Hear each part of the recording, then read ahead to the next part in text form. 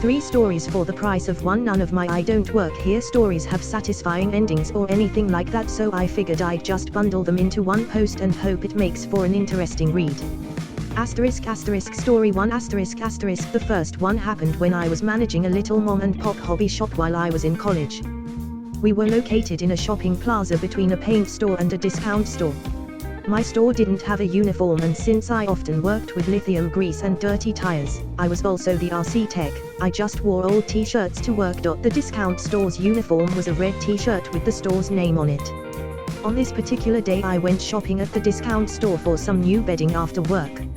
I was wearing a dirty, blue t-shirt and jeans with my keys clipped to the belt loop, carrying my messenger bag for school, and had a hand basket hanging off my arm as I rifled through bed sheet sets. That's when I first encountered the clueless shopper, CS, coming around from the next aisle. CS, is this all you have? Me / not paying attention because why would I? / CS, excuse me.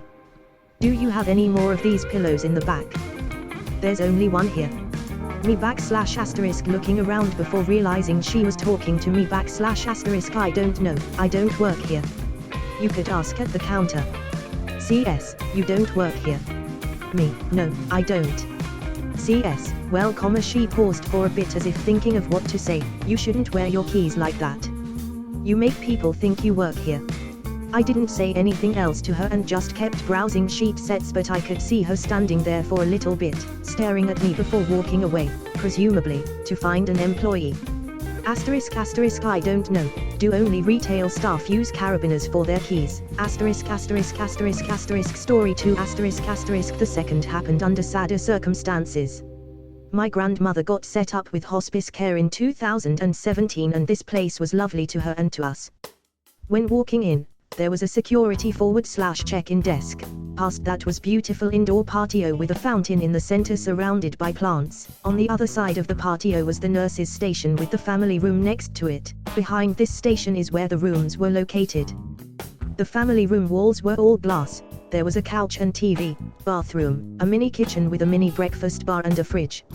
Since we were a big family, most of us stayed in the family room while others took shifts in grandma's room. Families were welcome to make coffee or bring in food and keep it in the fridge for their loved ones, etc. That's where I was. I was sipping on my cup of coffee and eating tamales at the breakfast bar with a cousin on either side of me when I looked up and saw her, the clueless griever. She locked eyes with me through the glass wall, across the patio, as she was making her way in from the check-in station. I was not in the mood, so I made sure to look away and not look back at her, but that didn't stop her. She skipped the nurse's station and came into the family room, right up to me. CG, can you heat up my coffee here? Me, huh? CG, I have a coffee in the car, can you heat it up? I looked around at my cousins, thinking maybe I snapped and was imagining this ludicrous experience. They were staring right back at me, confused as heck.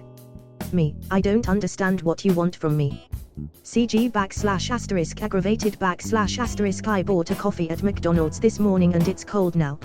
If I bring it in, can *Q heat it up for me *here *. Realizing she thought I was a server or something, but how? Still grieving but not wanting to hurt her feelings in case she was grieving, too, I said, me, yes, they have a microwave here, while pointing at it. You can use that to heat it up. I then walked away and sat on the couch next to my aunts, still sipping on my own coffee. I could see her staring at me out of the corner of my eye before she awkwardly made her way out of the building. She did come back in to reheat her coffee and I was careful not to make eye contact again. I was in my pajamas for that one. Story 3 Last year my boyfriend's truck was giving us a lot of trouble, so we found ourselves in an auto parts store one day. I had just gotten off work and was still in uniform, red t-shirt, khaki pants, Disney smile. The uniform of this particular parts store, however, was black slacks and a grey polo shirt, nothing even close to mine. My boyfriend had found what he was looking for and we joined the line of about 8 people. The store is tiny, so it looks like a lot of people, and the person at the single open register is getting some detailed service.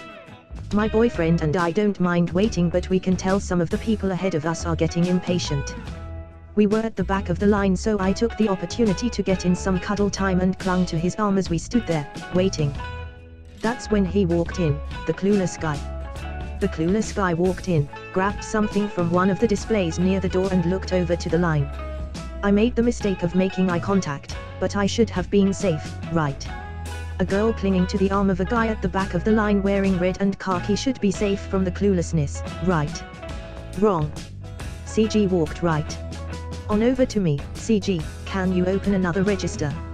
Me, what? CG, the line is long, can you open another register? I thought, maybe, he was asking if another register was open and I was just misunderstanding him because... WTF. Me, this line is for the only register open right now, they only have one open. CG / impatient / you can't open another register. Me, no. We don't work here. That was when he looked at my boyfriend, back to me, saw the arm clinging, passed his eyes over the line, said nothing, put whatever it was back on the display and left. Sometimes I think there might be something wrong with me, but my boyfriend assures me there's something wrong with them. God, I hope he's right. Ladies, are you going to complain about a little extra length? I was in my nearby Home Depot where I spend a lot of time, so I know how to find stuff. Usually. I went down the hardware aisle and saw a group of 4 women in their 40s 60s, one had a machine screw, and they were looking for a big pack of them, looking terribly lost. If you know the threaded product section in these stores, it's pretty well laid out if you know how bolts and stuff work. I asked the one with the screw if she'd like some help, and she was thrilled for the offer. I took the screw to the sizing chart. Okay, it's a 10 to 32 1¼ long. I pulled the baggie with 6 screws in it off the wall, and she asked if they have big packs. I didn't know that length, but they had the big pack of 1½ screws. I asked the group if that would be alright, and one of them said it would stick through the back. I looked back and stuff a little, finding the proper size. I handed the screws to them and jokingly said that's the first time I've heard women complain about a little extra length. They laughed and thanked me before I gave them my parting words. I can't get fired for that statement because I don't work here. I'm sorry, I don't work next door, so I work for a martial arts studio. My husband is the instructor and I answer phones, sell contracts, and do the marketing. We are in a nice plaza with a very popular restaurant on one side and a tutoring center on the other. Due to COVID, we leave the doors locked and only allow people in if they have a reservation for the class. Students are only allowed in 5 minutes before their scheduled class. There's a large sign on the door that states our business name with a large logo. The text on the sign is large enough to be read by parents attempting to drop off on the curb. It states no reservation, no mask, no entry, no one will be permitted inside until 5 minutes before scheduled class. Today my husband went to the back to check stock on uniforms and get an inventory together for me and left me up front alone to sanitize between classes. I'm masked up, spraying the air and all surfaces when someone tugs on the door. A lady and her son I don't recognize were standing on the sidewalk looking at me expectantly.